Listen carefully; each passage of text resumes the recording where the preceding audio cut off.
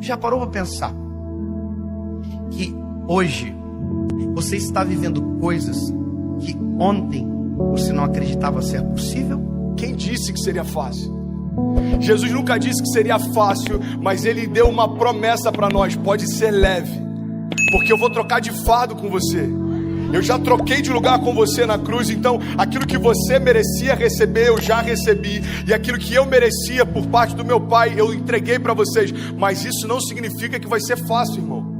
Se a gente perder tudo, mas não perder a fé, a gente não perdeu nada. Porque a fé é a chave que move o sobrenatural. A fé é aquilo que faz com que alguém que não tem nada aos olhos dos homens viva como alguém que já recebeu tudo aos olhos de Deus. Eu não me movo mais por aquilo que eu vejo, mas eu me movo por aquilo que eu creio. Se você se agarrar à fé que Deus depositou em você, nada vai ser impossível para você. Quem sabe não seja a hora de você crer no Deus que te respondeu hoje, quando ontem era impossível, e acreditar que amanhã Ele será presente na sua história e vai responder a sua oração.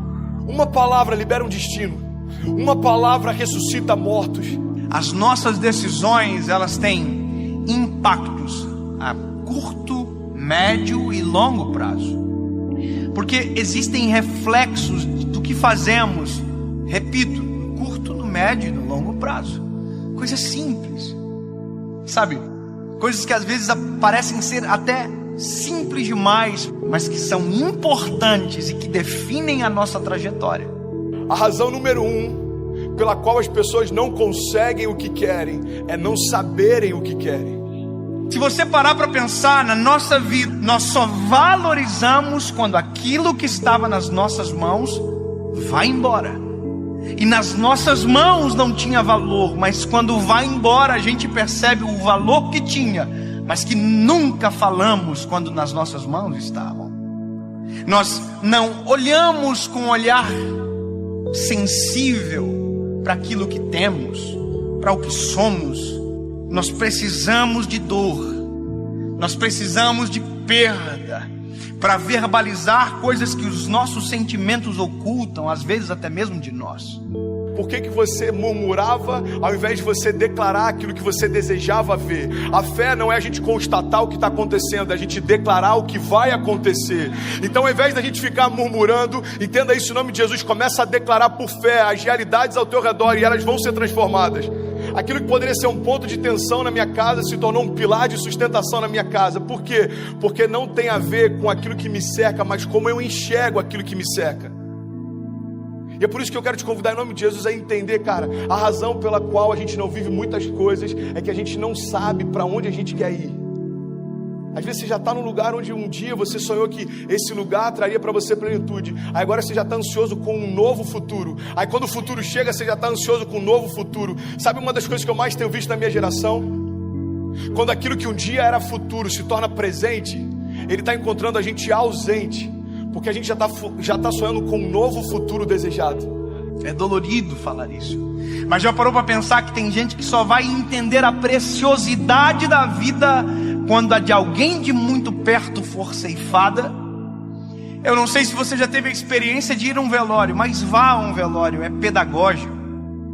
Você sai do velório muito mais amoroso, você sai do velório muito mais sensível, muito mais grato. Você agradece o ar que expira quando descobre que a pessoa que está no caixão faltou o ar para viver. Você valoriza o coração que bate no peito. Você valoriza a esposa que você tem. E às vezes só se valoriza quando perde. Você verbaliza, às vezes, palavras fora de hora. Vá a um velório onde alguém que perdeu o pai e que nunca disse que o amava, para você ver a dor que é. Ele abraça o caixão, ele grita, eu te amo! Mas essa palavra não surte mais nenhum efeito, porque quem precisava ouvir não ouve mais. Porque tem coisas que só valem enquanto há tempo, fora de tempo não vale mais.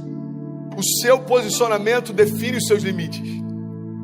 Sabe, isso está ligado à tua fé, isso está ligado à tua família, isso está ligado ao teu chamado. O teu posicionamento define os seus limites. Tem milagres que você está esperando que aconteçam, mas você não deu os primeiros passos de fé para que eles se realizem. Tem romper que você está esperando que se manifeste, mas você ainda não deu os primeiros passos de fé para que ele aconteça. Tem momentos, irmão, que a gente está clamando para que Deus mande a chuva, mas a gente nem preparou a terra ainda. E Deus está falando: ei, se eu mandar a chuva do jeito que os campos estão, eu vou destruir a tua plantação, eu não vou te abençoar com isso. É Deus falando: ei, se prepara para receber aquilo que eu quero derramar, se prepara para receber aquilo que eu vou derramar sobre você. Você precisa se posicionar na direção do teu milagre. Nós não podemos deixar a nossa vida chegar a um momento aonde as esperanças não existem mais, porque aquilo que era para ter sido um tempo, perdeu-se o tempo. Perder para valorizar. Nós não precisamos disso.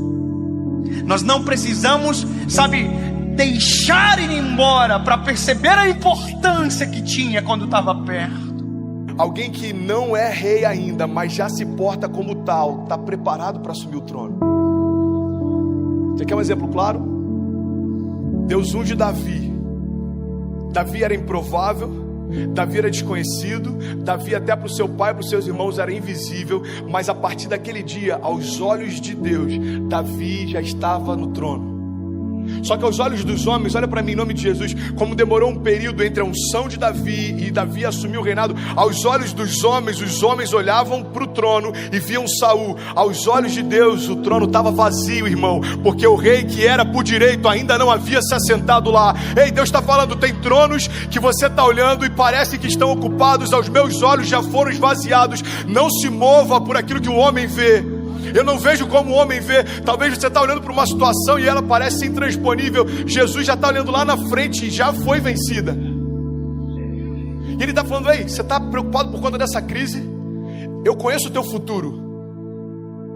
Eu sou aquele que, eu não tenho, entendi isso, irmão. Jesus, ele não está na eternidade, a eternidade está em Jesus. Então ele conhece a eternidade passada, a eternidade futura. É por isso que algumas crises para os céus não fazem sentido, porque às vezes uma crise financeira abate a gente, mas Jesus já sabe o que está te esperando na estação seguinte. E ele está falando para a gente nessa manhã: ei, você está preocupado por conta dessa crise? Filho, eu desenhei a tua história, eu sei aonde você vai, fica tranquilo. Pare de reclamar daquilo que você ainda não se moveu para viver. Pare de reclamar do resultado de escolhas que você não fez. Para você viver a vida que você deseja, você precisa abrir mão da vida que você leva.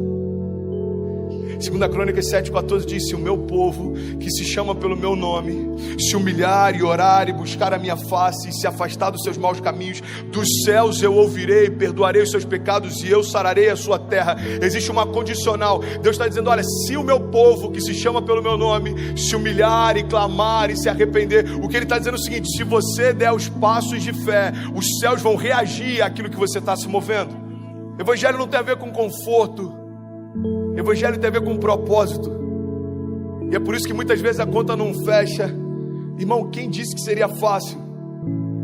Eu quero te encorajar a você se posicionar na direção do seu destino, na direção do destino que Deus prometeu para você. Nada menos do que isso vai ser aceitável. Salmo 126, versículo 5 diz: aqueles que semeiam com lágrimas, com cantos de alegria colherão. Aquele que sai chorando enquanto semeia, voltará com cantos de alegria, trazendo seus feixes. Mas eu não posso fazer por você aquilo que só você pode fazer.